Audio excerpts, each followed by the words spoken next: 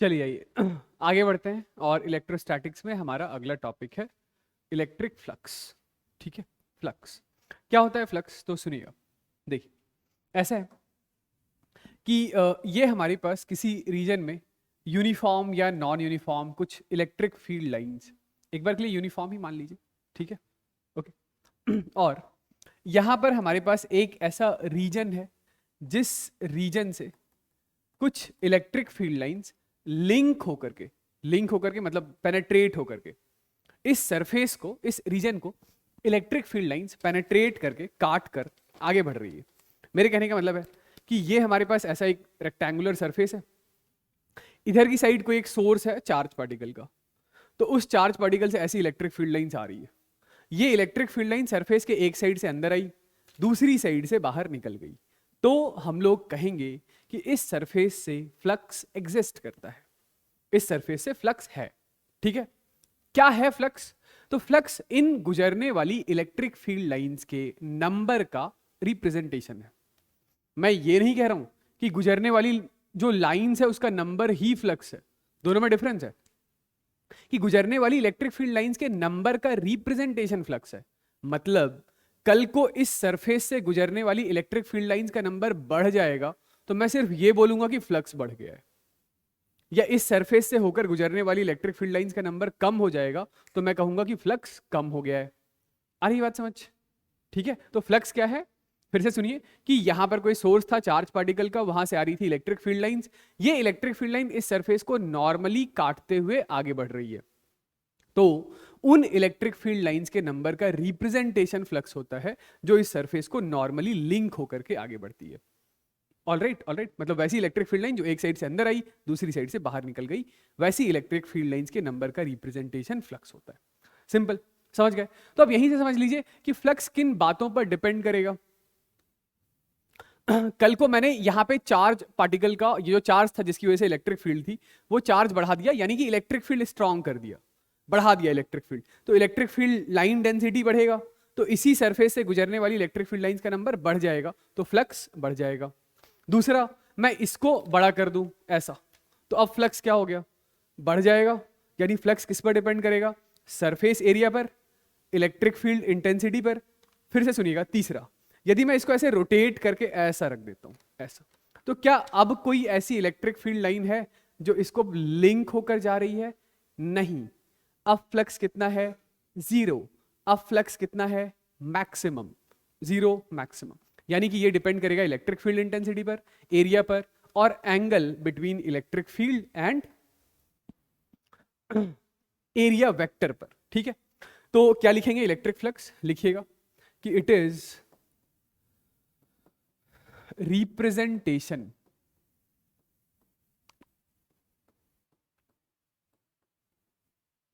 of number of electric line of forces passing through any surface normally। ठीक है, next, it depends on electric field, it depends on electric field comma area and angle between electric field and area vector. ठीक है, ये तो भाई flux के बारे में बात हुई। फ्लक्स को डिफाइन एग्जैक्टली कैसे करेंगे तो नेक्स्ट सुनिएगा, नेक्स्ट अब हम लोग जा रहे हैं फ्लक्स की डेफिनेशन बनाने, डेफिनेशन, ठीक है, मतलब फॉर्मूला बनाने। ठीक है, सुनिए, देखिए ऐसा है कि हमारे पास ये कोई एक बहुत ही छोटा सा सरफेस एरिया है। इस छोटे से सरफेस एरिया का नाम है ds। छोटे से सरफेस एरिया का क्या नाम है? ds। ठीक है, तो आपको ये पता है ना कि एरिया जो है वो एक वेक्टर टर्म है, एरिया एक वेक्टर क्वांटिटी है। वेक्टर क्वांटिटी है एरिया, लेंथ एक वेक्टर क्वांटिटी होता है, वॉल्यूम वेक्टर नहीं होता है। ठीक है, लेंथ और एरिया वेक्टर क्वांटिटी है। तो एरिया यदि वेक्टर है तो एरिया के पास डायरेक्शन होगा, तो डायरेक्शन कैसा होगा? तो डायरेक्शन सरफेस से 90 डिग्री के एंगल पर होता है। ठीक है, यानी कि ये जो मैं सरफेस एरिया ले रहा था, इसका एरिया वेक्टर कहां होगा? ऐसा होगा, ऐसा। इस नीचे वाले फेस का एरिया वेक्टर कहां होगा? ऐसा। समझ रहे हैं? जैसे इसमें भी यदि कुछ थिकनेस होता तो इसका एरिया वेक्टर कहां होता? ऐसा। यदि इसमें भी कुछ थिकनेस होता तो इसका एरिया वेक्टर कहां होता? ऐसा, सरफेस से नॉर्मल डायरेक्शन। ये ठीक है। मान लेते हैं कि इस रीजन में हमारे पास कुछ इलेक्ट्रिक फील्ड है, वो इलेक्ट्रिक फील्ड ऐसा है। इस रीजन में हमारे पास कुछ इलेक्ट्रिक फील्ड है, वो ऐसा है, ऐसा। ये इलेक्ट्रिक फील्ड और एरिया वेक्टर के बीच में कुछ एंगल है थीटा। ठीक, तो इस इलेक्ट्रिक फील्ड के दो कंपोनेंट होंगे। इस इलेक्ट्रिक फील्ड का एक कंपोनेंट होगा ऐसा, और इलेक्ट्रिक फील्ड का ये वाला कंपोनेंट कहलाएगा ई कॉस थीटा, और इस इलेक्ट्रिक फील्ड का दूसरा कंपोनेंट होगा ऐसा। इलेक्ट्रिक फील्ड का ये वाला कंपोनेंट कहलाएगा ई साइन थीटा। ओके, देखिए ई साइन थीटा क्या कर रहा है? ई साइन थीटा सरफेस को ग्रेज करके जा रहा है, और ई कॉस थीटा सरफेस को पेनेट्रेट करके, लिंक करके जा रहा है। तो इस ई साइन थीटा का फ्लक्स में कोई रोल नहीं है, नो रोल इन फ्लक्स। किसका? ई कॉस थीटा का। फ्लक्स जो भी है किसकी वजह से है? तो फ्लक्स सिर्फ और सिर्फ ई कॉस थीटा की वजह से। तो इस छोटे से सरफेस से एक छोटा सा इलेक्ट्रिक फ्लक्स हम लोग लिखते हैं D phi. D phi define करते हैं as product of E cos theta and surface DS, surface area DS. यानी इस छोटे से सरफेस से जो एक छोटा सा इलेक्ट्रिक फ्लक्स है वो है E इंटू D S into cos of theta. आप इसी चीज को लिख सकते हैं, this is E vector dot D S vector. This is ये छोटा सा फ्लक्स डी फाई। फिर आप बोलेंगे तो छोटे से सरफेस से छोटा सा फ्लक्स है, मुझे कभी कहीं किसी बड़े से सरफेस से बड़ा सा फ्लक्स लिखना हुआ तो क्या करेंगे? तो इसको कर लेंगे इंटीग्रेट। इंटीग्रेट यानी कि electric flux phi is integration of E vector dot DS vector. तो फ्लक्स है क्या? एक लाइन में स्टेट करना हो तो flux is surface integration. Flux is surface integral of electric field. आपने इलेक्ट्रिक फील्ड को पहले भी इंटीग्रेट किया था, पहले लेंथ के अलॉन्ग इंटीग्रेट किया था, तो वो पोटेंशियल था V। V is integration of E dot DL या DR था। ठीक है, अभी सरफेस के लिए इंटीग्रेट कर रहे हैं, तो ये सरफेस के लिए इंटीग्रेशन क्या दे रहा है? सरफेस के लिए इंटीग्रेशन फ्लक्स दे रहा है। समझ गए? चलिए, तो डेफिनेशन क्या होगा? डेफिनेशन आप ऐसे बोल सकते हैं कि it is defined as product of surface area and electric field which passes through the surface area normally. Okay, या सिंपल डेफिनेशन मैंने लिखी दिया है, it is surface integration of electric field. Alright, चलिए फ्लक्स के बारे में एक दो बातें हम लोग और कर लेते हैं। तो यहीं से नेक्स्ट इज कि यदि इलेक्ट्रिक फील्ड आपका कांस्टेंट हुआ, मतलब इलेक्ट्रिक फील्ड जो है वो कांस्टेंट, तो कांस्टेंट चीजें इंटीग्रेशन के बाहर आ जाएगी, तो फिर फ्लक्स का फॉर्मूला हो जाएगा ई vector dot integration of DS vector. फिर वैसे सारे डीएस को जोड़ दीजिएगा तो टोटल सरफेस एरिया एस आ जाएगा, तो हमारे पास फ्लक्स का एक्सप्रेशन आ जाएगा। Flux is E vector dot S vector. Flux क्या होगा? ई डॉट एस होगा, याद रखिएगा, किसके लिए? यूनिफॉर्म इलेक्ट्रिक फील्ड के लिए। यानी मैग्नीट्यूड होगा E into surface area S into cos theta. E into surface area S into cos theta. Simple. चलिए, तो फ्लक्स के कॉन्टेक्स्ट में कुछ दो चार बातें हम लोग और लिख लेते हैं। ठीक है, क्या है वो दो चार बातें? तो पहली बात ये है कि बताइए फ्लक्स स्केलर होगा या वेक्टर होगा? तो डॉट प्रोडक्ट से बनने वाली क्वांटिटी है तो स्केलर ही रही होगी। नेक्स्ट, एसआई यूनिट क्या होगा? तो एसआई यूनिट इलेक्ट्रिक फील्ड के लिए होता है न्यूटन पर कूलम, एरिया के लिए मीटर स्क्वायर। या नहीं तो इलेक्ट्रिक फील्ड के लिए एक और यूनिट था विच इज वोल्ट पर मीटर, एरिया के लिए मीटर स्क्वायर, तो दिस इज वोल्ट मीटर। ठीक है, ओके। ये जो फ्लक्स है वो पॉजिटिव, नेगेटिव और जीरो कुछ भी हो सकता है depending upon the value of cos theta, है ना। डायमेंशन बताइएगा फ्लक्स का, फ्लक्स का डायमेंशन बताइए। तो फ्लक्स का डायमेंशन कैसे लिखेंगे, ये ऊपर है न्यूटन, न्यूटन यानी कि फोर्स, फोर्स यानी कि M L T raise to the power -2। आगे है एरिया, एरिया यानी कि M raise to the power 2, sorry area यानी कि L raise to the power 2। और नीचे क्या है, तो नीचे है कुलम यानी कि आई इंटू टी, ठीक है। तो ये हमारे पास क्या हो गया, this is M L raise to the power 3, T raise to the power -3, I raise to the power -1।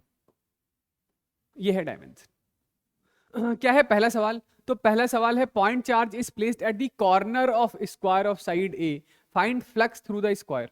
तो ये कहने का मतलब है कि ये ऐसा एक स्क्वायर है, स्क्वायर की साइड है ए और यहां पर आपने रख दिया एक चार्ज क्यू, ठीक है। जैसे ये स्क्वायर है, स्क्वायर, तो इस स्क्वायर के कॉर्नर यहां पर चार्ज रखा हुआ है, तो इससे निकलने वाली इलेक्ट्रिक फील्ड लाइंस कैसी होगी, रेडियली आउटवर्ड या रेडियली इनवर्ड। कोई इलेक्ट्रिक फील्ड लाइन ऐसी थोड़ी होगी ऊपर जाएगी फिर यहां से ऐसे लिंक हो जाएगी, वो तो होता नहीं है। तो जो भी इलेक्ट्रिक फील्ड लाइन है वो सरफेस को ग्रेज करके जा रही है, कोई भी इलेक्ट्रिक फील्ड लाइन इसको लिंक नहीं कर रही है, लिंक नहीं कर रही है, तो फ्लक्स कितना होगा, फ्लक्स होगा 0।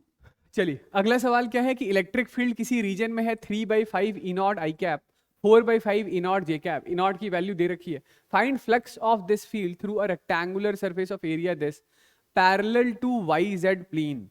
तो पहले एक बार प्लॉट कर लें कि ये लीजिए, ये है आपकी वाई एक्सिस, ये है एक्स और ये है हमारा बाहर की तरफ आता हुआ जेड। तो जो एक्स में इलेक्ट्रिक फील्ड है वो कितना है, वो है 3/5 ई नॉट के बराबर। वाई में जो इलेक्ट्रिक फील्ड है वो कितना है, वो है 4/5 ई नॉट के बराबर। ई नॉट की वैल्यू है, आपसे पूछा जा रहा है एक ऐसा रेक्टेंगुलर सीट है जो वाईजेड प्लेन के पैरेलल है।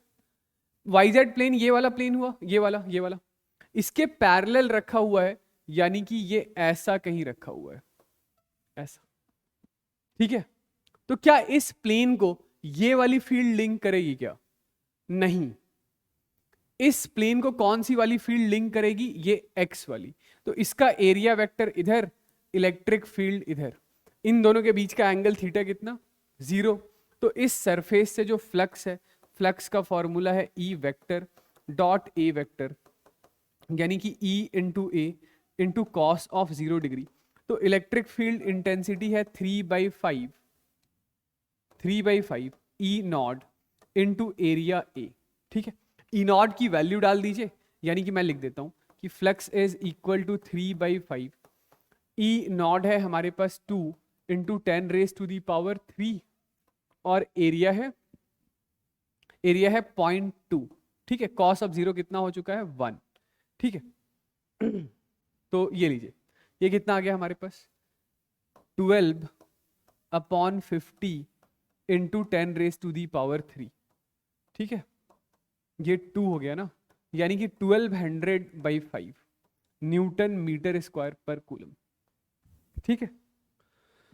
सवाल कुछ ऐसा है कि इलेक्ट्रिक फील्ड है फिर से x की तरफ डायरेक्टेड और वैल्यू है ax + 2b, ठीक है। x जो है वो मीटर में है, a और b कांस्टेंट है प्रॉपर डायमेंशन के साथ। फ्लक्स आपसे बताया जा रहा है, पूछा जा रहा है क्यूब से, इस क्यूब से फ्लक्स बता दो। यदि क्यूब से आपको फ्लक्स निकालना है, इलेक्ट्रिक फील्ड यदि x में है, तो क्यूब में वैसे तो 6 फेसेस होते हैं, पर अभी यदि इलेक्ट्रिक फील्ड x की दिशा में है तो सिर्फ क्यूब में 2 ही ऐसे फेसेस होंगे जहां से फ्लक्स एग्जिस्ट करेगा। कौन से 2 फेसेस, तो ये पहला फेस है ये m और दूसरा फेस है ये n, ठीक है। चलिए ये वाली बात समझ आ रही है ना, कि जैसे इस कमरे को क्यूब मान लीजिए, electric field line positive x में ऐसा है, तो उस छत से या फ्लोर से या ये पीछे पैनल वाली दीवार से या ये सामने वाली दीवार से कोई भी फ्लक्स नहीं होगा, क्योंकि इलेक्ट्रिक फील्ड लाइन इसको लिंक नहीं करेगी। फ्लक्स इससे होगा और इससे होगा। तो जैसे इसका नाम n है, इसका नाम m है, तो हम लोग निकालते हैं, सॉरी इसका नाम m है, इसका नाम n है, तो फ्लक्स थ्रू m, m से जो फ्लक्स लिखेंगे तो expression is E vector dot A vector which is equal to E into A into cos theta. तो इसका एरिया वेक्टर, अच्छा, किसी बंद सरफेस के लिए, किसी क्लोज सरफेस के लिए एरिया वेक्टर कन्वेंशनली हमेशा आउटवर्ड डायरेक्शन में लिया जाता है।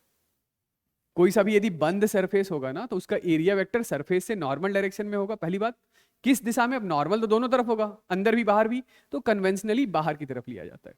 ठीक है, तो एरिया वेक्टर है बाहर, इलेक्ट्रिक फील्ड है पॉजिटिव एक्स में, दोनों के बीच का एंगल कितना हो गया? तो एंगल हो गया 180 डिग्री का। इलेक्ट्रिक फील्ड वैसे तो वेरिएबल है, लेकिन ये जो फेस है ना m, तो इस फेस m के हर पॉइंट पर इलेक्ट्रिक फील्ड इंटेंसिटी कांस्टेंट है भाई, क्योंकि ये जो फेस m है वो x इज इक्वल टू 0 पर पड़ा हुआ है, x की वैल्यू 0 डाल दीजिए। तो इलेक्ट्रिक फील्ड कितना है? इलेक्ट्रिक फील्ड है 2b। एरिया कितना होगा? एरिया होगा L स्क्वायर, cos 180 इज -1, तो -2bL²। ठीक है, चलिए वैल्यूज बाद में डाल लेंगे। Next is flux through n। तो n का एरिया वेक्टर बाहर की तरफ है और इलेक्ट्रिक फील्ड भी +x में है।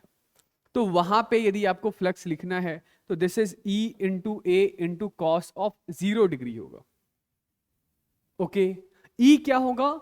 E n पर electric field is 5a x, तो x ये ओरिजिन से कितना आगे है? L डिस्टेंस आगे है, तो 5al प्लस 2b इंटू उस फेस का भी एरिया कितना होगा? L स्क्वायर के बराबर होगा। ठीक है, तो ये हमारे पास आ रहा है 5al³ प्लस 2bL स्क्वायर। तो यदि नेट इलेक्ट्रिक फ्लक्स आपको निकालना होगा, नेट, तो net is flux through m plus flux through n, तो ये वाला टर्म तो निपट जाएगा। तो क्या आएगा? Net is 5 into A into L square.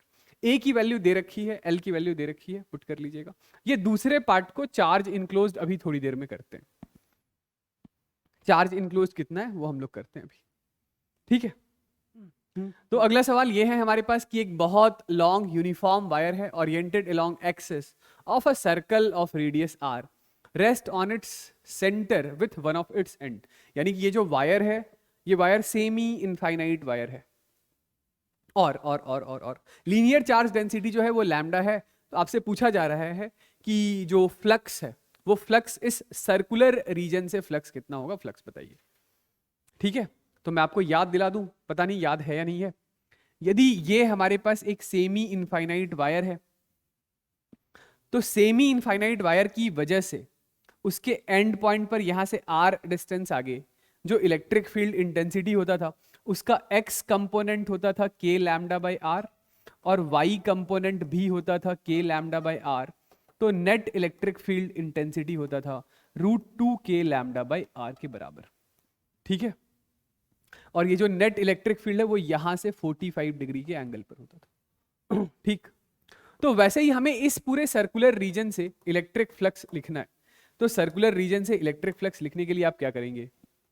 तो सर्कुलर रीजन में एलिमेंट कैसे लेते हैं, डिस्क में एलिमेंट कैसे लेते हैं, उसका हल्का फुल्का आइडिया तो है ही सही। तो आप एक काम कीजिए कि आप है ना यहां से स्मॉल r डिस्टेंस ऊपर जाइए और एक रिंग बना दीजिए। ठीक है, फिर से r प्लस dr डिस्टेंस ऊपर जाइए और दूसरी रिंग बना दीजिए। ठीक है, यानी हम लोगों ने क्या किया है, हम लोगों ने एक एलिमेंटल रिंग बना दिया है, एक एलिमेंटल रिंग बना दिया है।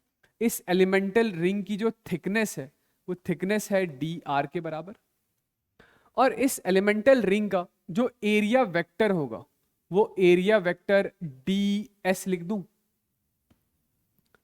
वो सरफेस से 90 डिग्री के एंगल पर होगा इधर की तरफ। ठीक है, ds वेक्टर इधर की तरफ होगा।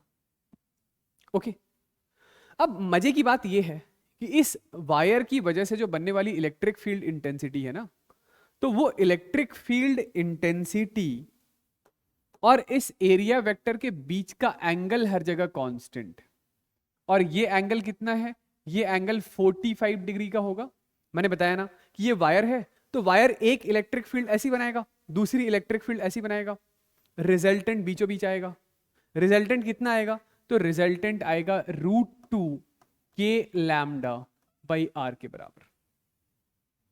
ओके ओके ओके, चलिए तो इस एलिमेंटल रिंग से एक जो छोटा सा इलेक्ट्रिक फ्लक्स लिखेंगे डी फाई, वो कितना लिखेंगे? तो इस एलिमेंटल रिंग से जो छोटा सा इलेक्ट्रिक फ्लक्स होगा वो होगा इलेक्ट्रिक फील्ड इंटेंसिटी यानी √2k lambda by R into इस एलिमेंटल रिंग का सरफेस एरिया। तो एलिमेंटल रिंग का surface area is 2πr dr into cos of angle between them. भाई मैंने डायरेक्टली लिख दिया कि ये जो डी फाई है वो एक्चुअली E इंटू D S into cos of theta है। तो E पता चल गया, ds पता चल गया, थीटा कितना है? थीटा 45 डिग्री है। तो this is cos of 45 degree is 1/√2। √2 से √2 मारा गया। ठीक है, बताइए इतनी बात समझ आई? तो अब ऐसे ही ढेर सारे एलिमेंटल रिंग इस डिस्क में बनेंगे। एलिमेंटल रिंग कोई सा भी हो, इलेक्ट्रिक फील्ड और एरिया वेक्टर के बीच का एंगल 45 ही रहेगा। तो ऐसे दूसरे सभी छोटे छोटे छोटे छोटे फ्लक्स को जोड़ना होगा। तो net electric flux is k lambda, और कुछ कट रहा है क्या? ये तो r से r भी नहीं पड़ गया, तो k बाहर, लैम्डा बाहर, 2π बाहर, इंटीग्रेशन किसका रह गया? वाओ, इंटीग्रेशन सिर्फ और सिर्फ dr का रह गया। कहां से कहां तक इंटीग्रेट करेंगे? 0 से r, 0 से r। k की जगह हम लोग लिख लेते हैं 1/4π एप्सिलॉन नॉट, ठीक है, लैम्डा इंटू 2π r, ठीक है। तो this is lambda r by 2 epsilon not is the net electric flux. ठीक है, तो अगला सवाल ये है कि find the flux through the curved surface of hemisphere of radius r if it is placed in a uniform electric field. चलिए मजा ही आ गया। इलेक्ट्रिक फील्ड कैसा है? यूनिफॉर्म। इलेक्ट्रिक फील्ड यूनिफॉर्म है, ठीक है ना। यूनिफॉर्म में क्या है? यूनिफॉर्म में कांस्टेंट इलेक्ट्रिक फील्ड है, ठीक। आपसे फ्लक्स पूछा जा रहा है किससे? फ्लक्स पूछा जा रहा है इससे। ये जो कर्व्ड सरफेस है इससे फ्लक्स बताओ, इससे, इससे, ठीक। सुनिए सुनिए, फ्लक्स लिखना है किससे? कर्व्ड सरफेस से। तो आप ये बोलेंगे कि एक काम करो, कर्व्ड सरफेस पर एक छोटा सा सरफेस एरिया ले लो। इस छोटे से सरफेस एरिया का एरिया वेक्टर इधर की तरफ होगा, इलेक्ट्रिक फील्ड भी इधर की तरफ ही है, यहां तो चल जाएगा। लेकिन यहां पर जब आप सरफेस एरिया लिखने आएंगे तो एरिया वेक्टर इधर की तरफ होगा और इलेक्ट्रिक फील्ड इधर की तरफ होगा। जब यहां पर लिखने जाएंगे तो एरिया वेक्टर और इधर की तरफ होगा, इलेक्ट्रिक फील्ड इधर की तरफ होगा। तो दोनों के बीच का एंगल, एरिया वेक्टर और इलेक्ट्रिक फील्ड के बीच का एंगल सरफेस के हर पॉइंट पर बदल रहा है। तो मैथमेटिकली तो फिर फंस जाएंगे, मैथमेटिकली तो फिर हालत खराब हो जाएगी कि थीटा तो हर पॉइंट पर बदल रहा है। आ रही बात समझ? ठीक है, तो यहां पर थोड़ा सा हम लोग लगाएंगे लॉजिक। क्या है वो लॉजिक? तो एक बार के लिए मैं इलेक्ट्रिक फील्ड को थोड़ा एक्सटेंड करता हूं, देखिएगा। वो छोड़िए, आप जो पूछ रखा है ना वो छोड़ दीजिए, वो भूल जाइए। यदि मैं आपसे ऐसा पूछता कि ये इलेक्ट्रिक फील्ड है और मुझे तुम एक काम करो, इस हेमीस्फेरिकल सरफेस से फ्लक्स मत बताओ, मुझे बस इस सर्कुलर सरफेस से फ्लक्स बता दो, जिस सर्कुलर सरफेस का रेडियस r है। तो अब आप बोलते अब तो मजा ही आ गया। इस सर्कुलर सरफेस पर किसी भी पॉइंट पर जो एरिया वेक्टर है वो ds इलेक्ट्रिक फील्ड की दिशा में ही होगा, थीटा 0 होगा। कर्व्ड सरफेस में तो पंगा आ रहा था ना कि सरफेस के हर अलग अलग पॉइंट पर थीटा अलग अलग वैल्यू का था। लेकिन यहां पर तो क्या है? यहां पर आप बोलेंगे कि इसका एरिया वेक्टर है सामने, इलेक्ट्रिक फील्ड भी है सामने। तो इससे जो फ्लक्स है that is equal to E vector dot A vector, यानी कि E into A into cos of 0 degree के बराबर है। इलेक्ट्रिक फील्ड है E, एरिया है πr², कॉस ऑफ 0 हो गया 1। ठीक है, ओके, इससे आ गया। अब मैं बोलूंगा जरा याद कीजिए फ्लक्स था क्या? फ्लक्स उन इलेक्ट्रिक फील्ड लाइंस के नंबर का रिप्रेजेंटेशन था जो किसी सरफेस को नॉर्मली लिंक होता है। तो जितनी इलेक्ट्रिक फील्ड लाइन इस सर्कुलर रीजन से निकली है, जितनी इलेक्ट्रिक फील्ड लाइन इस सर्कुलर रीजन से निकली है, क्या वही सारी की सारी electric field line curved surface से लिंक होगी? बिल्कुल सही बात भाई, जो फील्ड लाइन सर्कुलर से निकली है वही तो कर्व सरफेस से लिंक होगी। तो जो फ्लक्स इस सर्कुलर सरफेस से है वही फ्लक्स इस हेमी स्फेरिकल सरफेस से भी होगा, यानी flux through hemisphere is same as flux through circular surface which is equal to E into pi are square. इतना ही नहीं, इतना ही नहीं, इलेक्ट्रिक फील्ड थोड़ा और एक्सटेंड करते हैं, सुनिएगा।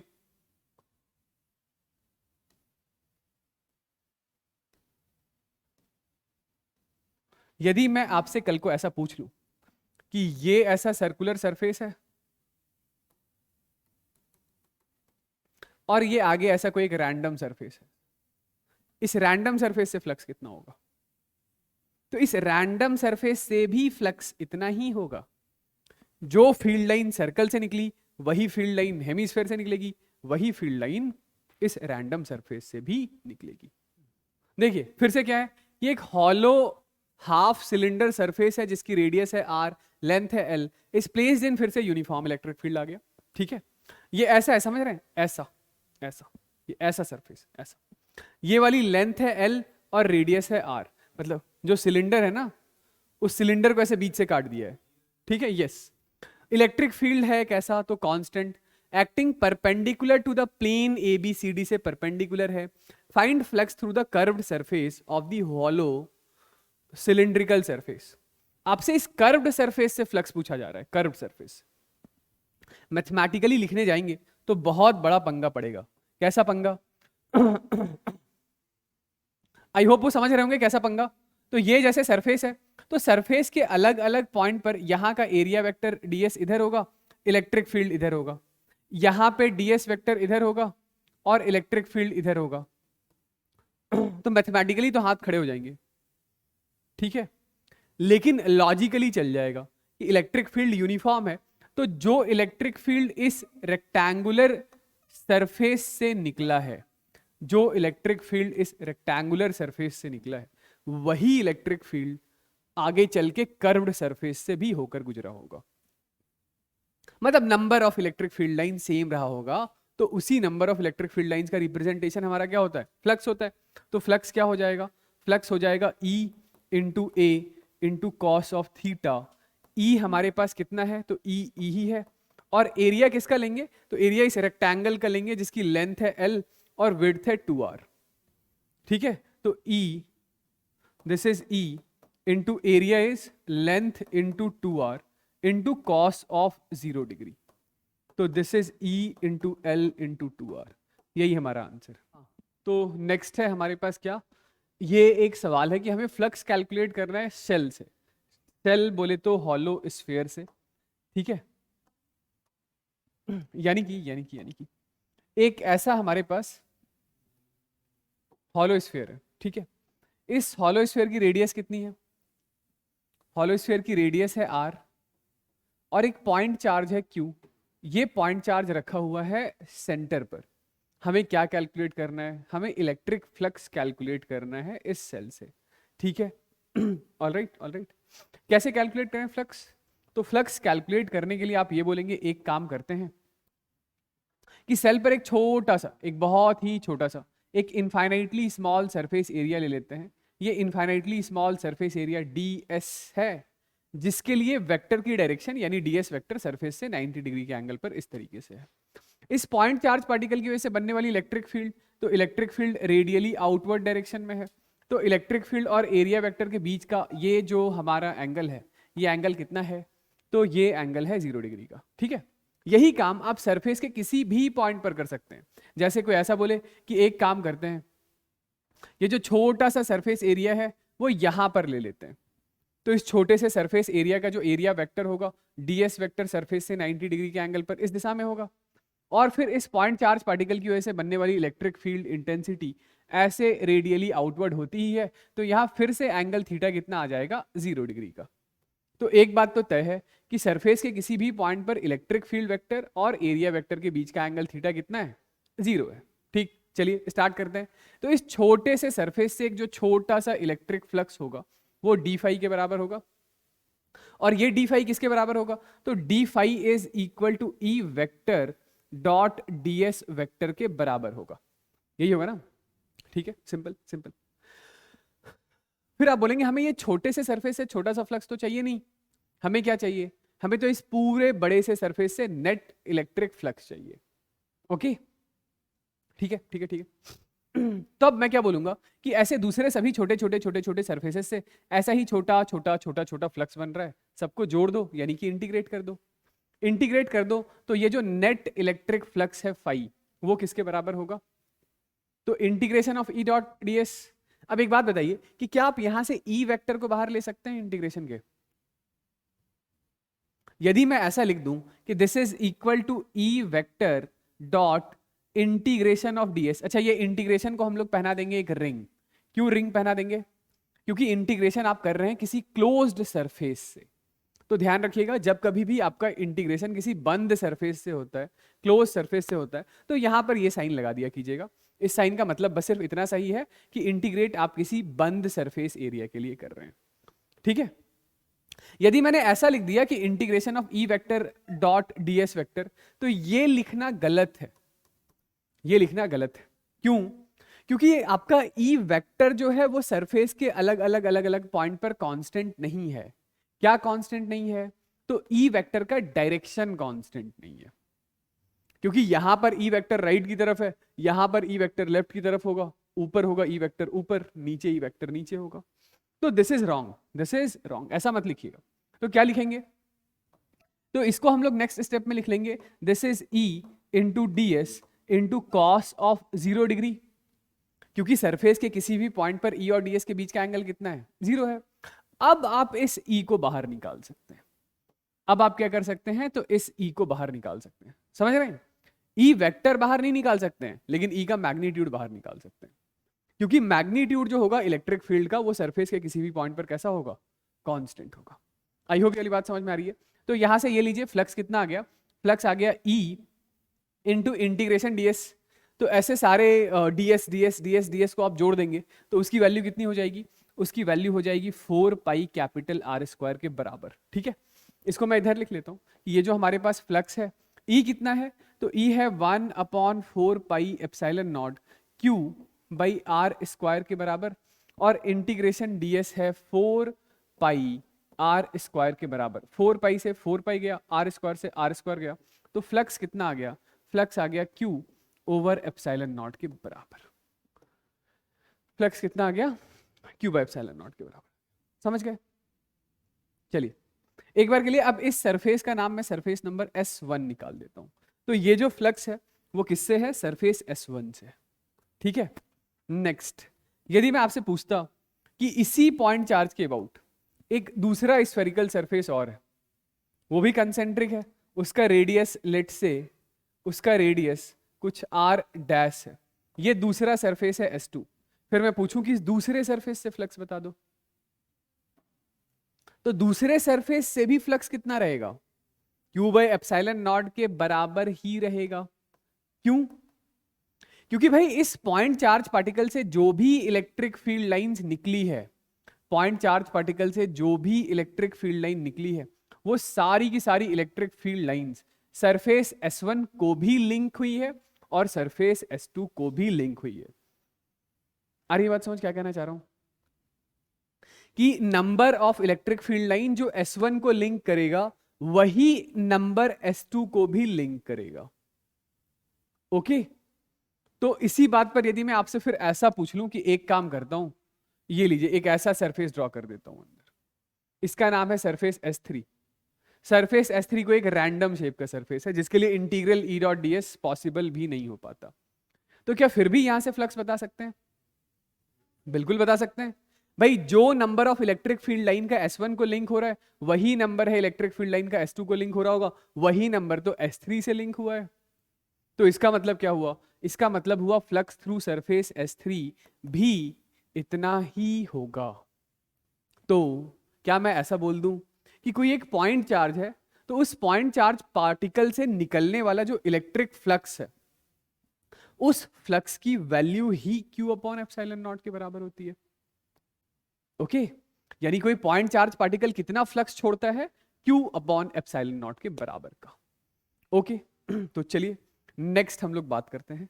ये समझ गए ना? ठीक है, चलिए आइए आगे बढ़ते हैं। नेक्स्ट है हमारे पास गॉस लॉ ऑफ इलेक्ट्रोस्टैटिक्स। ठीक है, क्या है गॉस लॉ सुनिएगा।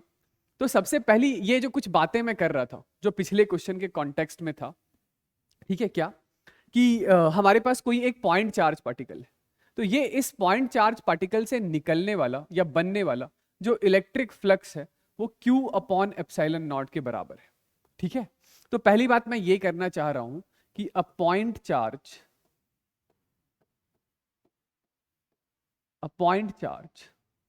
emits an electric flux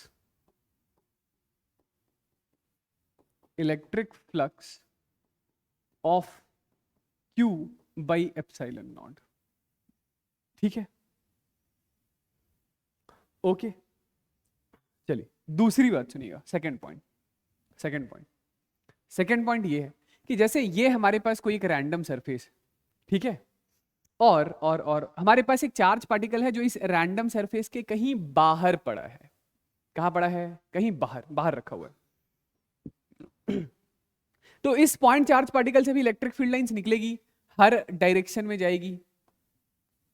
देखिएगा कि इस पॉइंट चार्ज पार्टिकल से निकलने वाली ये जो इलेक्ट्रिक फील्ड लाइन है वो कभी ना कभी सरफेस के अंदर आ रही है, और फिर यही इलेक्ट्रिक फील्ड लाइन कभी ना कभी सरफेस के बाहर जा रही है। मेरे कहने का मतलब है कि पॉइंट चार्ज पार्टिकल यदि सरफेस के बाहर रखा हुआ है तो एक बार के लिए तो पॉइंट चार्ज पार्टिकल से निकलने वाली कोई भी इलेक्ट्रिक फील्ड लाइन सरफेस के अंदर आती है। ये वो रीजन है जहां पर कि चार्ज पार्टिकल से निकलने वाली इलेक्ट्रिक फील्ड लाइन सरफेस के अंदर आ रही है, और ये वो रीजन है जहां से कि चार्ज पार्टिकल से निकलने वाली बनने वाली इलेक्ट्रिक फील्ड लाइन सरफेस को लिंक होकर दूसरी साइड जा रही है। मेरे कहने का मतलब यह है कि यदि आप यहां कहीं पर आप एक छोटा सा सरफेस एरिया लेते हैं तो यहां इस रीजन में एरिया वेक्टर और इलेक्ट्रिक फील्ड वेक्टर के बीच का एंगल जो है वो 90 से ज्यादा बड़ा आएगा, ठीक है। 90 से ज्यादा बड़ा आएगा तो कॉस थीटा कैसा होगा? नेगेटिव। तो क्या मैं ऐसा बोल दूं कि इस रीजन में जो हमारा फ्लक्स होगा वो फ्लक्स नेगेटिव होगा, वेयर एज इस रीजन में यहां पर आप देखेंगे तो एरिया वेक्टर और इलेक्ट्रिक फील्ड वेक्टर के बीच का जो एंगल थीटा है वो थीटा लेस देन 90 होगा। थीटा यदि लेस देन 90 होगा तो इस पूरे रीजन में बनने वाला जो इलेक्ट्रिक फ्लक्स होगा वो पॉजिटिव नेचर का रहा होगा। हाँ, मैं आपको मैथमेटिकली पूरा तो कैलकुलेट करके नहीं बता पाऊंगा कि इस पूरे रीजन में integral E dot D S निकाल दिया, फिर इस पूरे रीजन में E dot D S integral निकाल दिया, लेकिन लॉजिकली एक बार के लिए आपको इस बात से तो कन्विंस कर सकता हूं कि यहां से जो फ्लक्स इनकमिंग है उतना ही फ्लक्स आउटगोइंग है, क्योंकि जितनी फील्ड लाइन अंदर आ रही है उतनी ही फील्ड लाइन बाहर जा रही है। फिर से फ्लक्स की डेफिनेशन को याद कीजिए, डेफिनेशन था ये रिप्रेजेंटेशन है उन इलेक्ट्रिक फील्ड लाइंस के नंबर का जो किसी सरफेस को नॉर्मली लिंक होता है। तो कंक्लूजन क्या है? कंक्लूजन ये है कि यदि कोई चार्ज पार्टिकल किसी सरफेस के बाहर पड़ा है तो बाहर पड़े हुए इस चार्ज पार्टिकल की वजह से उस सरफेस से कोई नेट इलेक्ट्रिक फ्लक्स नहीं है। आ रही बात समझ क्या कहना चाह रहा हूं? ठीक है, तो मैं ये कह रहा था सेकेंड पॉइंट कि if a charge is placed outside of a surface, it does not contribute in net electric flux through surface, ठीक है। तो ये दो बातें हो गई। अब इन्हीं दोनों बातों की समरी है हमारे पास इलेक्ट्रिक फ्लक्स, ठीक है। तो क्या है समरी, ये लिख लिया, ठीक है। तो सुनिएगा जो मेन मुद्दे की बात है, जो गॉस लॉ है, मैं उसको फिर से लिखता हूं, गॉस लॉ ऑफ इलेक्ट्रोस्टैटिक्स, कि ये हमारे पास ऐसा कोई एक रैंडम सा सरफेस है और हमारे पास कुछ चार्जेस हैं, कुछ चार्जेस सरफेस के अंदर पड़े हैं, जैसे ये एक चार्ज Q1 है, ये एक चार्ज Q2 है, ये एक चार्ज Q3 है, यहां पर एक चार्ज Q4 है, यहां पर एक चार्ज पार्टिकल है Q5। आपसे कोई पूछता है कि मुझे इस सरफेस से नेट इलेक्ट्रिक फ्लक्स बता दो, ठीक है। तो आप क्या करेंगे? आप चले जाएंगे फ्लक्स की डेफिनेशन पे, आप बोलेंगे एक काम करते हैं, यहां पर एक बहुत ही छोटा सा सरफेस एरिया ले लेते हैं। इस बहुत ही छोटे से सरफेस एरिया का जो एरिया वेक्टर है वो ds वेक्टर इस दिशा में है। ठीक है, कूल। और मान लेते हैं कि ये Q1, Q2, Q3, Q4, Q5 सबकी वजह से जो नेट इलेक्ट्रिक फील्ड है, लेट से कि वो नेट इलेक्ट्रिक फील्ड इस दिशा में है कहीं, कि नेट इलेक्ट्रिक फील्ड और एरिया वेक्टर के बीच में कुछ एंगल है, वो एंगल है थीटा। तो इस छोटे से सरफेस एरिया से जो एक छोटा सा फ्लक्स होगा वो होगा integration of E dot ds। ठीक है, E डॉट ds। ये जो E है मैं इसे एक बार के लिए E नेट लिख रहा हूं। नेट से मेरे कहने का मतलब है जितने भी चार्जेस हैं सबकी वजह से इस पॉइंट पर इलेक्ट्रिक फील्ड मैंने लिया है फ्लक्स की कैलकुलेशन के लिए। ठीक, फिर आप बोलेंगे कि ये छोटे से सरफेस से तो फ्लक्स नहीं चाहिए, हमें तो पूरे सरफेस से चाहिए। तो क्या करेंगे, ऐसे ही दूसरे जितने भी छोटे छोटे छोटे छोटे सरफेसेस होंगे सब पर यही काम कीजिए और फिर इसको जोड़िए। जोड़ने का मतलब है कि आप कीजिए इंटीग्रेट। इंटीग्रेट, तो this is your net electric flux. अब एक बात बताइए कि क्या ये कर पाना मैथमेटिकली पॉसिबल है? आपको दिख रहा है पॉसिबल है? नहीं है पॉसिबल। आप इस रैंडम चार्ज डिस्ट्रीब्यूशन की वजह से सरफेस के अलग अलग पॉइंट पर ना तो आप इलेक्ट्रिक फील्ड लिख पाएंगे, ना ही ये रैंडम सरफेस एरिया का इंटीग्रेशन ढूंढ पाएंगे। ओके, क्योंकि एंगल भी नहीं पता है, एंगल भी सरफेस के हर पॉइंट पर अलग अलग वैल्यू का होगा। तो यहीं पे आता है हमारा गॉस लॉ कि आपको इस रैंडम सरफेस से फ्लक्स ढूंढना है। ये इतनी भारी भरकम मैथमेटिक्स करने की कोई जरूरत नहीं है। बस आप एक काम कीजिए कि इस रैंडम सरफेस से फ्लक्स लिखना है तो बस इस सरफेस के अंदर का चार्ज लिख लीजिए। इसको मैं क्यू इनसाइड बोल देता हूं। क्यू इनसाइड मतलब वो चार्जेस जो सरफेस के अंदर पड़े हैं और इसको एप्सिलॉन नॉट से डिवाइड कर दीजिए, खत्म हो गया, आ गया फ्लक्स। समझ रहे हैं? बस सरफेस के अंदर का चार्ज कैलकुलेट कीजिए, एप्सिलॉन नॉट से डिवाइड कीजिए, आ गया आपका फ्लक्स। यानी flux is Q inside by epsilon not.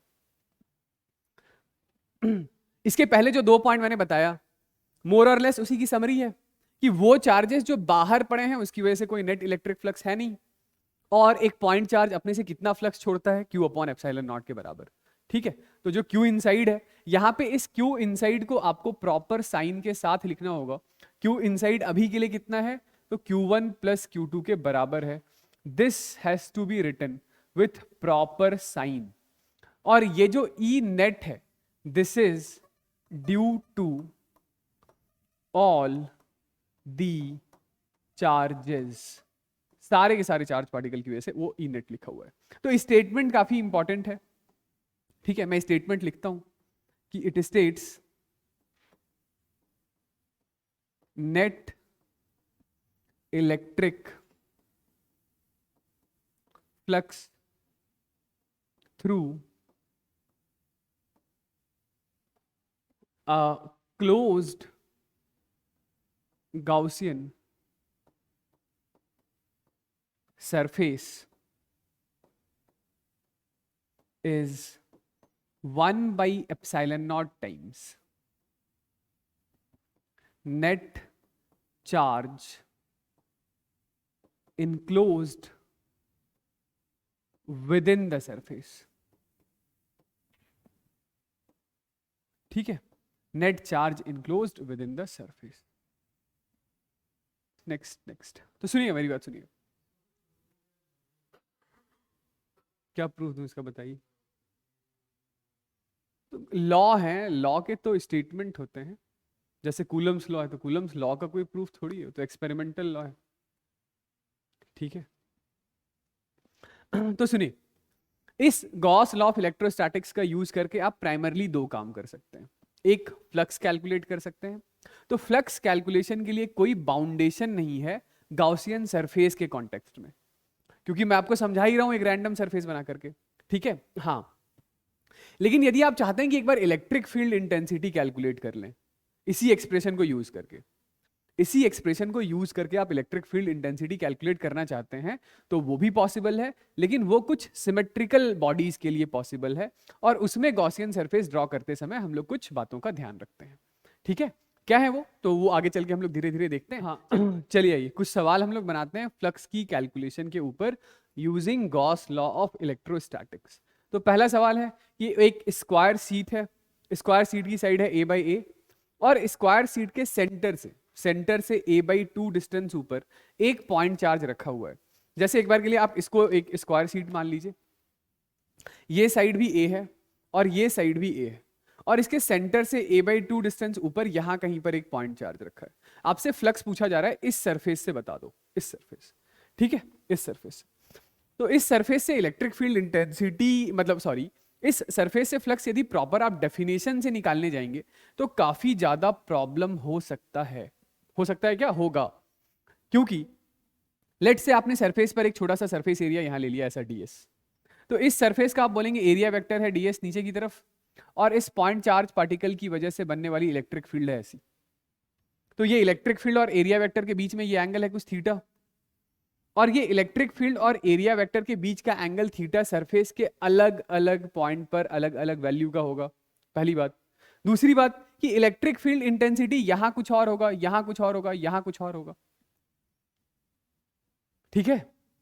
तो मैथमेटिकली तो हालत खराब हो जाएगा, नहीं कर पाएंगे, ठीक है। कोई दूसरा जुगाड़ है? यस बिल्कुल है। इसी दूसरे जुगाड़ का नाम है गॉस लॉ। लेकिन गॉस लॉ तो हम लोग किसी क्लोज सरफेस के लिए लगाते हैं, तो चलिए आइए सरफेस को क्लोज कर देते हैं। इसमें क्या है, सरफेस को क्लोज करने के लिए आप एक काम कीजिए, आप ऐसे 5 और स्क्वायर सीट लेकर आइए, और उन 5 स्क्वायर सीट और छठे स्क्वायर सीट की हेल्प से आप एक क्यूब बना दीजिए, ठीक है। तो ये क्या बना दिया हम लोगों ने, ये नीचे वाला स्क्वायर सीट दे रखा था आपको, ये वाला दे रखा था, इसी से फ्लक्स पूछा है। मैंने क्या किया, मैंने 5 और स्क्वायर सीट उसके आस पड़ोस में ऐसे लगा दिए ताकि ये क्यूब बन जाए। चार्ज कहां रखा है, तो चार्ज रखा हुआ है बिल्कुल सेंटर पर। कहां रखा है? बिल्कुल सेंटर पर, ठीक है। तो बन गया ये क्लोज सरफेस, ठीक है। ये क्लोज सरफेस हमारा एक गॉसियन सरफेस है। इससे यदि आपको नेट इलेक्ट्रिक फ्लक्स लिखना है तो इस क्यूब से नेट इलेक्ट्रिक फ्लक्स कितना होगा, तो आप बोलेंगे क्यूब से flux is equal to Q inside by epsilon naught, और इस क्यूब के अंदर ही तो सारा का सारा चार्ज पड़ा है, तो answer to the question is Q upon epsilon naught. लेकिन ये क्यूब से फ्लक्स हुआ, आपसे क्यूब से फ्लक्स थोड़ी पूछा गया था, आपसे तो इस सरफेस से फ्लक्स पूछा गया है। तो चार्ज पार्टिकल ध्यान दीजिए बिल्कुल सिमेट्रिकली रखा हुआ है, यानी कि सेंटर पे रखा हुआ है। तो जितनी इलेक्ट्रिक फील्ड लाइन इससे लेफ्ट की तरफ जाएगी उतनी ही इलेक्ट्रिक फील्ड लाइन इससे राइट की तरफ आएगी, जितनी इलेक्ट्रिक फील्ड लाइन ऊपर जाएगी उतनी ही इलेक्ट्रिक फील्ड लाइन नीचे आएगी। यानी कि किसी भी सरफेस से लिंक होने वाली मैग्नेटिक फील्ड लाइंस का नंबर एक जैसा रहेगा। तो यदि इसी चीज को मैं ऐसा बोल दूं कि 6 फेसेस से बनने वाला जो फ्लक्स है वो Q अपॉन एप्सिलॉन नॉट के बराबर है, तो किसी एक फेस से बनने वाला जो इलेक्ट्रिक फ्लक्स होगा वो Q/6 एप्सिलॉन नॉट के बराबर। तो दिस इज आवर आंसर कि फ्लक्स क्या है, तो Q अपॉन एप्सिलॉन नॉट के बराबर है, sorry Q upon 6 epsilon naught के बराबर। सिंपल, कोई दिक्कत? तो अगला सवाल हमारा ऐसा है कि एक पॉइंट चार्ज है, वो रखा हुआ है one of the vertex of the cube पर, ठीक है। ये लीजिए, देखिएगा इसको, ऐसा है कि ये हमारे पास एक क्यूब है, क्यूब, और जो चार्ज है वो चार्ज आपने कहां रखा है, तो चार्ज आपने रख दिया है एक वर्टेक्स पर, वर्टेक्स पर, ये वर्टेक्स पर, ठीक है, वर्टेक्स। आपसे पूछा क्या जा रहा है, तो मुझे फ्लक्स बताइए इस क्यूब से और दूसरा हर एक फेस से भी बताइए। पहले हम लोग क्यूब से बता देते हैं, ठीक है। तो सुनिएगा, जैसे इट इज समथिंग लाइक कि इस कमरे को आप एक बार के लिए क्यूब मान लीजिए और ये कॉर्नर पर एक चार्ज पार्टिकल रखा हुआ है। इमेजिनेशन के लिए आप चार्ज को एक बड़ा सा फुटबॉल मान लीजिए, पॉइंट चार्ज है वो एक फुटबॉल है, ठीक है, सच दैट फुटबॉल का सेंटर उसी कॉर्नर से कोइंसाइड कर रहा है, ओके। तो अब जरा सोचिए कि चार्ज का कितना पोर्शन इस कमरे के अंदर है, क्योंकि जो फ्लक्स है वो फ्लक्स क्या है, तो flux is equal to Q inside by epsilon naught है। तो इतनी सी बात तो तय है कि सारा का सारा चार्ज कमरे के अंदर नहीं है, चार्ज का एक हिस्सा कमरे के अंदर होगा। तो कितना हिस्सा कमरे के अंदर होगा, यदि आप उसको फुटबॉल मान करके एक सेंटर पर, मतलब फुटबॉल का सेंटर उसी कॉर्नर से कोइंसाइड करा दें, तो फुटबॉल का 1/8 हिस्सा इस कमरे के अंदर होगा। जैसे इसी कमरे के जैसा क्यूब एक साइड में ड्रॉ कर लेते हैं, 2 क्यूब हो गए, और ऐसे ही 2 क्यूब आप इसके पीछे बना दीजिए तो 4 क्यूब हो गए। ये चारों क्यूब मिलकर के 50% यानी फुटबॉल का नीचे नीचे वाला हिस्सा कवर कर लेंगे। समझ रहे हैं क्या कहना चाह रहा हूं? एक क्यूब ऐसे ही बनाया, दूसरा इधर साइड में, और दो और क्यूब पीछे बना दिए। तो ये जो 4 क्यूब हैं, ये 4 क्यूब मिल करके फुटबॉल का जो 50% नीचे वाला हिस्सा है वो इनक्लोज कर लेंगे। तो ऐसे ही 4 क्यूब आपको इसके ऊपर भी बनाना पड़ेगा। तो टोटल ऑफ 8 क्यूब्स होगा। वो 8 क्यूब के सेंट्रल पोजीशन पर हमारा चार्ज आ जाएगा। समझ रहे हैं क्या कहना चाह रहा हूं? ठीक है, तो एक क्यूब के अंदर कितना चार्ज हुआ, यानी कि क्यू इनसाइड कितना हुआ, तो क्यू इनसाइड हो गया Q/8। क्यू इनसाइड यदि Q/8 है तो flux is equal to Q/8 epsilon naught के बराबर होगा। ओके, नहीं आया समझ? आ गया? चलिए, अब किसी एक फेस से बताना है तो क्या करेंगे? यस, चलिए देखिए, ये तो एक फेस ऐसा होगा, इस फेस से कोई इलेक्ट्रिक फ्लक्स होगा क्या? नहीं होगा, नहीं होगा। जैसे चार्ज पार्टिकल वहां रखा हुआ है उस कॉर्नर पर, तो ये दीवार जो है जिस पर पैनल लगा हुआ है उससे कोई फ्लक्स नहीं होगा। ये वाली जो दीवार है इससे भी कोई फ्लक्स नहीं होगा, और ये जो ऊपर छत है इससे भी कोई फ्लक्स नहीं होगा। यानी पहला सरफेस ये, दूसरा सरफेस ये ऊपर वाला छत, और तीसरा सरफेस ये पीछे वाला, पीछे वाला, पीछे वाला। इन 3 सरफेसेस से कोई फ्लक्स नहीं होगा, क्योंकि इस चार्ज पार्टिकल से निकलने वाली electric field line in surfaces को लिंक नहीं कर सकती है। तो कुल मिला के बात यह है कि एक क्यूब में सिर्फ 3 फेसेस हैं, जिन 3 फेसेस से फ्लक्स एग्जिस्ट करता है। तो 8 क्यूब में कितने सरफेसेस हो जाएंगे? क्योंकि चार्ज बिल्कुल सिमेट्रिकली रखा है तो सोचने की जरूरत ही नहीं है। 8 क्यूब में 24 फेसेस ऐसे होंगे जिनसे फ्लक्स एग्जिस्ट करेगा। तो आप एक बार के लिए ऐसा बोल सकते हैं कि जो 24 फेसेस हैं, उन 24 फेसेस से होकर गुजरने वाला जो फ्लक्स है वो Q/ε0 के बराबर है। तो एक फेस से कितना फ्लक्स होगा? एक फेस से बनने वाला फ्लक्स Q/24ε0 के बराबर, Q/24ε0 के बराबर। सिंपल, कोई दिक्कत वाली बात? अच्छा, इसी में यदि मैं ऐसा पूछ लेता आपसे कि जो चार्ज पार्टिकल है ना, ये चार्ज पार्टिकल वर्टेक्स पर नहीं, one of the face of the cube पर रखा हुआ है यहां। अब बताइए, क्यूब से फ्लक्स बता दीजिए। यदि वन ऑफ द फेस पर रखा हुआ है, एक फेस पर, जैसे ये फेस है, इस दीवार पे ही चार्ज पार्टिकल रखा हुआ है, तो जैसे फुटबॉल यदि यहीं पे लगा देंगे तो फुटबॉल का आधा पोर्शन कमरे के अंदर होगा। तो यदि चार्ज यहां पर रखा हुआ होता तो फ्लक्स थ्रू क्यूब कितना होता? तो चार्ज आधा अंदर होता, यानी Q/2 हमारा Q इनसाइड हो जाता। तो आंसर हो जाता Q/2 एप्सिलॉन नॉट। ठीक है, चलिए आइए अगला सवाल यह है कि consider a close surface of arbitrary shape as shown in the figure. Suppose a single point charge Q1 is located at some point within the surface and second charge Q2 is located outside the surface. ठीक है, ये कोई भी एक random surface है, कोई सा भी एक रैंडम सरफेस है। आपसे क्या पूछा जा रहा है? पहले पार्ट में पूछा जा रहा है total flux passing through the surface due to charge Q1। तो इस सरफेस से जो फ्लक्स है वो सिर्फ और सिर्फ Q1 की वजह से ही होगा। इस सरफेस से फ्लक्स में Q2 का कोई भी कंट्रीब्यूशन नहीं होगा। तो flux through surface is equal to Q1/ε0। दूसरे पार्ट में पूछा जा रहा है total flux passing through the surface due to charge Q2। तो इस Q2 की वजह से जो भी इलेक्ट्रिक फील्ड लाइन आएगी सरफेस में, एक बारी अंदर आएगी, सरफेस के दूसरी साइड से बाहर निकल जाएगी। एक बारी अंदर आई, दूसरी साइड से बाहर चली गई। तो इस Q2 का कोई भी कंट्रीब्यूशन फ्लक्स में इस सरफेस से नहीं होगा। नेट इलेक्ट्रिक फ्लक्स में कोई भी कंट्रीब्यूशन नहीं होगा। समझ गए? आगे बढ़ते हैं। चलिए, फ्लक्स की कैलकुलेशन में हम लोग एक नया एंगल ऐड करते हैं, और वो एंगल है concept of solid angle. Solid angle के बारे में सुना है ना? नहीं सुना है? कोई बात नहीं, अभी सुन लीजिए। सॉलिड एंगल क्या होता है? तो जैसे एक बार के लिए ये मान लीजिए, ये हमारे पास है एक कोन है, कोन आइसक्रीम वाला कोन होता है ना, या बर्थडे कैप। ठीक है, ये बर्थडे कैप का यहां पर कुछ ये ऐसा सरफेस एरिया है। लेट से ये सरफेस एरिया A है, और इस डिस्टेंस को हम लोग एक बार के लिए R नाम दे देते हैं।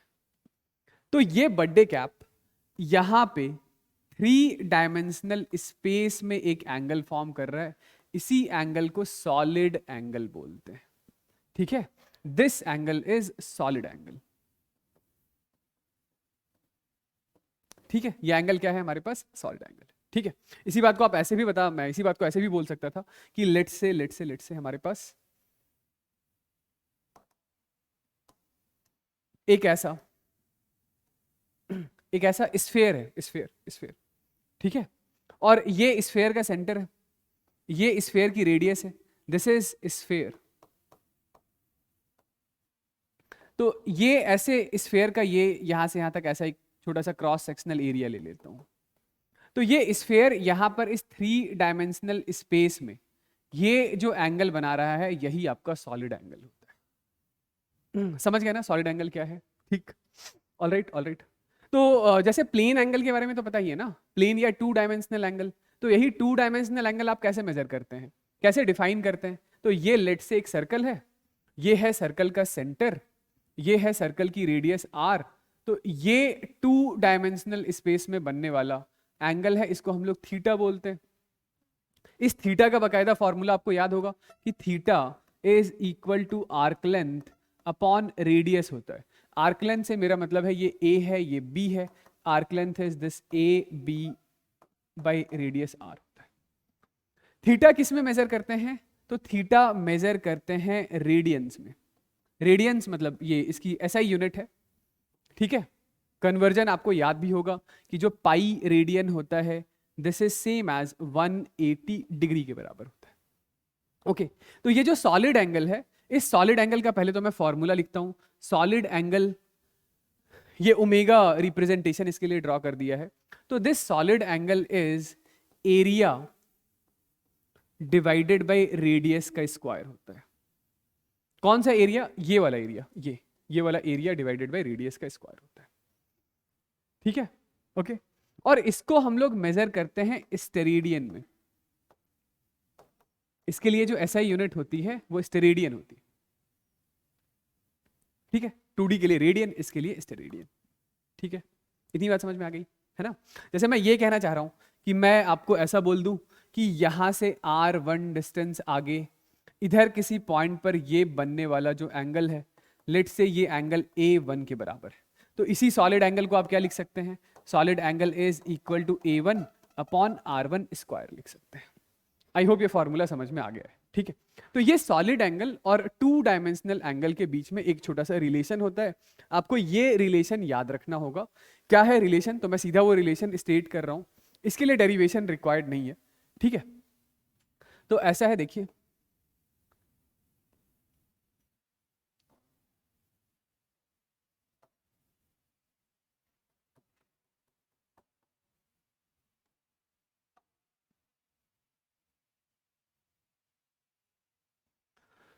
ये 2 डायमेंशनल स्पेस के अंदर बनने वाला ये एंगल थीटा, ये वाला भी एंगल थीटा, और ये है हमारा solid angle omega.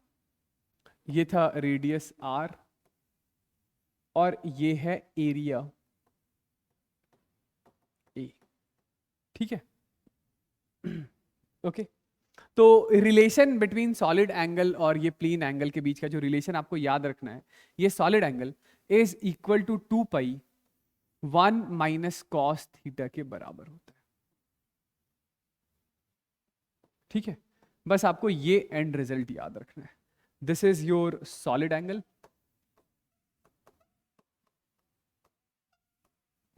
This is your 2D का एंगल। ये 2D का एंगल मैंने कहां से मेजर किया है वो तो समझ रहे हैं ना? ठीक है, ये ऐसी एक एक्सिस ड्रॉ की है, इस एक्सिस से बनने वाला ये वाला एंगल थीटा है आपका। अरे सॉरी, ये एरो मैं यहां लगाऊंगा ना। ये जो हमारा थीटा है, ये थीटा हमारा बनने वाला 2D एंगल, 2D एंगल। तो ये समझ रहे हैं ना थीटा हम लोगों ने कहां से मेजर किया है? तो ये हम लोगों ने लाइन ड्रॉ किया है ऐसा हॉरिजॉन्टल इस सिचुएशन में, और इसके साथ ये वाला एंगल हमारा थीटा है। ये वाला एंगल पूरा मत ले लीजिएगा थीटा, पूरा तो 2 थीटा होगा। ठीक है, ये सॉलिड एंगल हम लोग स्टेरेडियन में और ये 2D हम लोग रेडियन में मेजर करते हैं। ठीक है ओके ये हम लोग क्यों पढ़ रहे हैं? तो ये हम लोग इसलिए पढ़ रहे हैं क्योंकि अब इस पर बेस्ड हम लोग एक दो बातें डिस्कस कर सकते हैं। ठीक है, ऐसे नोट पॉइंट बना करके लिख लीजिएगा। वो ये है कि पहले तो ये सुनिए कि एक पॉइंट के अबाउट ऐसे 2 डायमेंशनल स्पेस में बनने वाला जो पूरा प्लेन एंगल होता है वो कितना होता है? एक पॉइंट के अबाउट तो 360 डिग्री होता है। ठीक है, मतलब ये जो थीटा था तो थीटा का फॉर्मूला था आर्क लेंथ अपॉन रेडियस। तो ये आर्क लेंथ बड़ा से बड़ा कितना हो सकता है? तो सर्कल के सरकमफेरेंस के बराबर है ना, तो ये 2 पाई के बराबर होता है। उसी तरीके से मैं बोलूं कि ये एक पॉइंट के अबाउट बनने वाला जो मैक्सिमम सॉलिड एंगल होगा उसकी वैल्यू कितनी होगी? तो उसके लिए आप बोलेंगे कि एक ऐसा स्फेरिकल रीजन ड्रॉ कर दो। ठीक है, क्योंकि ये तो 3D का एंगल है ना, तो जैसे यहां पर आप 2D में ये सर्कल था, this is circle and this is sphere. तो ये सर्कल का सेंटर है, सॉरी स्फीयर का सेंटर है, और ये है रेडियस आर। तो वैसे ही ये सॉलिड एंगल का फॉर्मूला क्या लिखा था? तो सॉलिड एंगल का फॉर्मूला हम लोगों ने लिखा था एरिया अपॉन रेडियस का स्क्वायर। तो इस स्फीयर का स्फेरिकल सरफेस एरिया कितना है? 4 pi are square upon r square. R square cancel out हो गया।